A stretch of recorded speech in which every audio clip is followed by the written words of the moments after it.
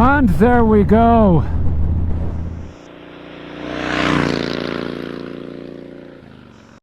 This is Port Douglas. And as I'm sure you can tell, it's quite busy at this time of year. It's a major tourist spot in far north Queensland, about an hour north of Cairns. Quite an upmarket place actually. There's a lot of luxury hotels and what have you here, and numerous celebrities have vacationed, as the Americans would say, in this fine little town. The Clintons have holidayed here on a number of occasions. Apparently Pink has as well, and Kylie Minogue filmed a video up here once.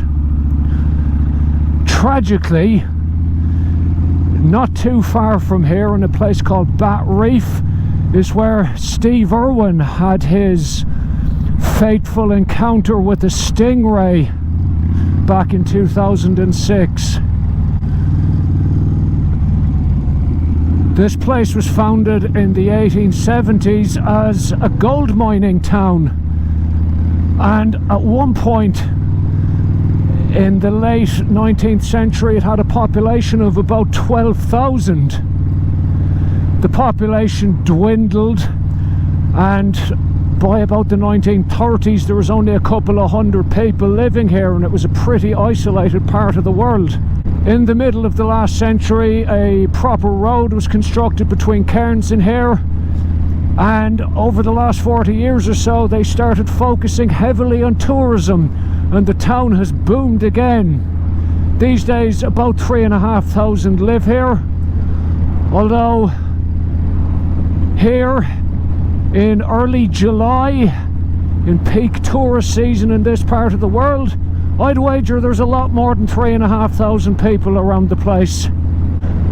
I'm not here to lounge by a pool or eat at a fancy restaurant though. I'm here to ride one of Australia's most renowned roads, the Captain Cook Highway.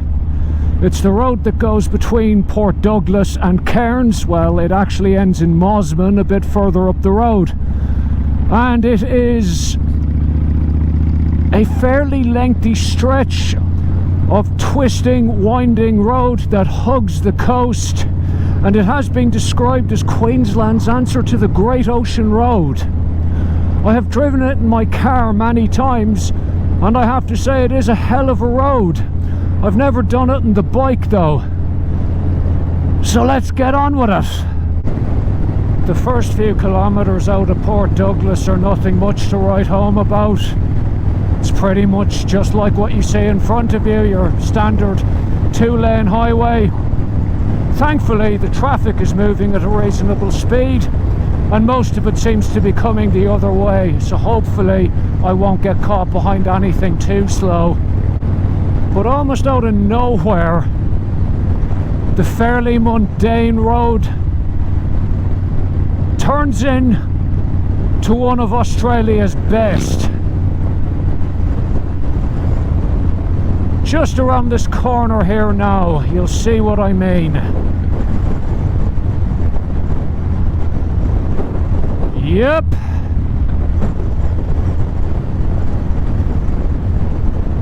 That'll do.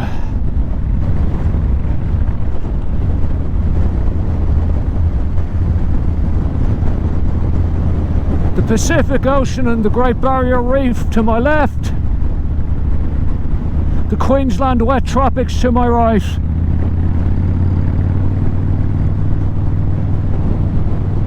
Definitely not a bad place. I think my main problem here is just trying not to bloody gawp at all of the scenery. It's not a road you'd want to sleep on, this. One mistake and you have yourself a big problem.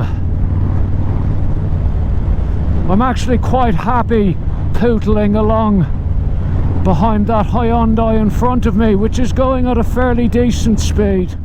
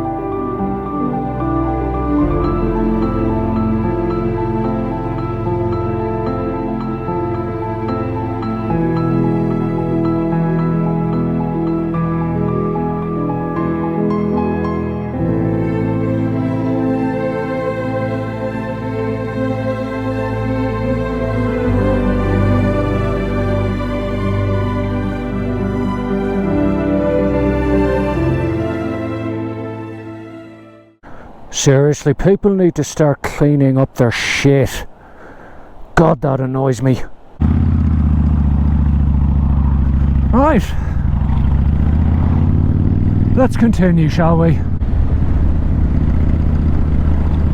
Much like the Great Ocean Road, with which this road is often compared, it's not the great riding / driving experience you hope it's going to be. And that's mainly down to the traffic.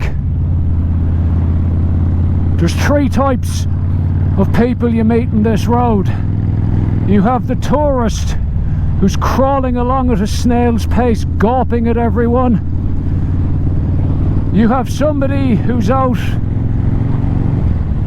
to drive it as fast as they can and is probably vastly overestimating their talent. And then you have the impatient locals who just want to get somewhere and are extremely annoyed by the first 2 types. As such,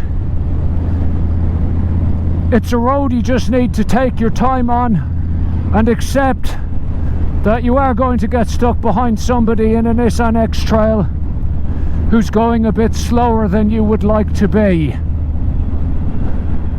And that's fine.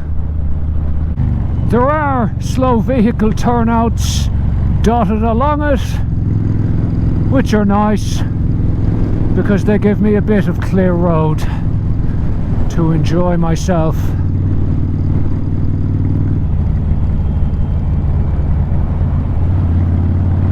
Not a road I'd take the piss on. I go off to the left, I land in the sea. I go off to the right, I land in a 100 million year old rainforest. Neither of which I would consider ideal.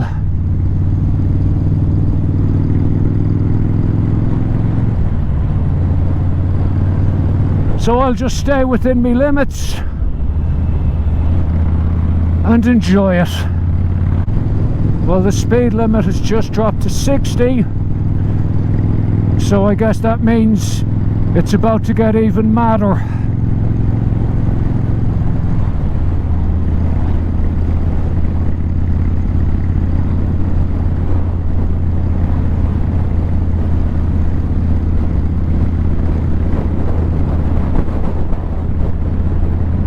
Good God, what a place. Absolutely fabulous here. Oh, you're joking. Screw it, I'm gonna pull in, take some pictures.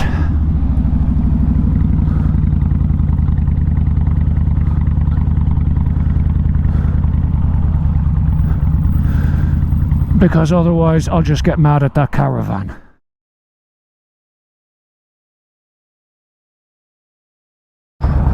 Oh, this would be fun on that little KTM 390.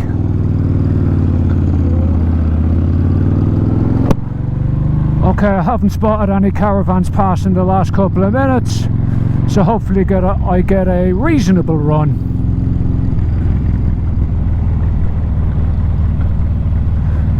Seriously considering just moving up to Cairns. Screw Townsville, the roads aren't anywhere near as good as they are up here.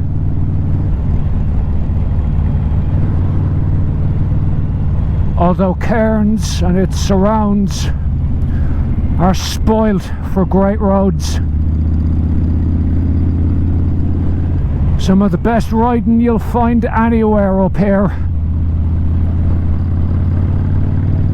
I do need to come up more often.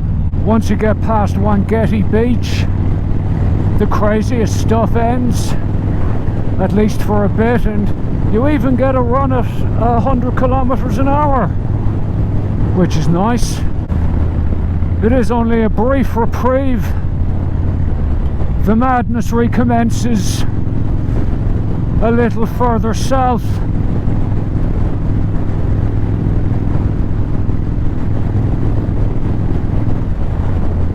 Oh, there's a big parade of old MGs, and all of them were actually moving and not in a cloud of steam at the side of the road. Mad. And there we go. As is typical for this road, there is a car in the ditch. I have never ever gone down this road without seeing something or someone in an unfortunate position in a ditch. This road manages to be both spectacularly overrated and criminally underrated at the same time.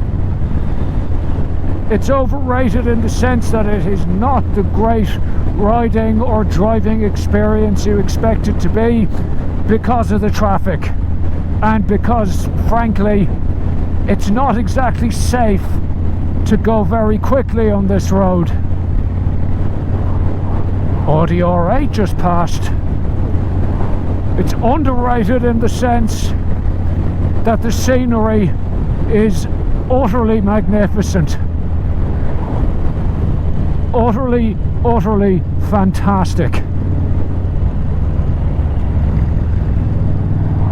So it's definitely worth your time.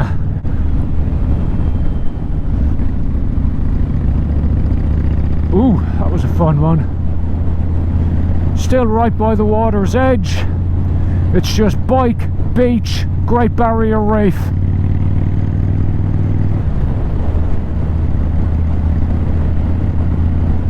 Been a good hour this, and we are finally at the end,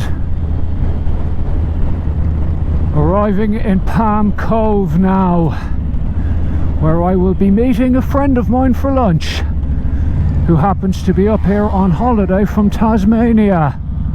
I'll wager that the weather is slightly better here. Catch you all soon. Good luck.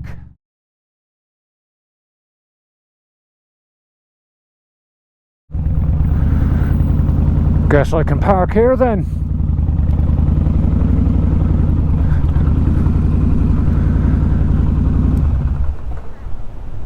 Nice.